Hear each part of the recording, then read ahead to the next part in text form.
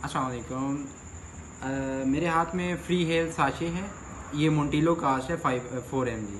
ठीक है, ये बच्चों में इस्तेमाल होता है। साशे मुख्तलिफ नाम से आता है, माइटिका के नाम से भी आता है, मोंटिका के नाम से भी आता है और दूसरे भी ब्रांड हैं। ये उन बच्चों के लिए है जिन्हें रात को सोते हुए सांस का मसला आता है, खांसी होती हो और छाती जाम हो, बलगम वगैरह हो, और उसके साथ जो आप मेडिकेशन इस्तेमाल कर रहे हैं उन्हीं के साथ आप ये फ्री हेल इस्तेमाल करें। 2 चम्मच पानी लेके पूरा साशे उसमें मिक्स करके ये सिर्फ रात को पिलाना होता है और ये जो है, जो सांस की तंगी होती है उस चीज़ को बेहतर करता है।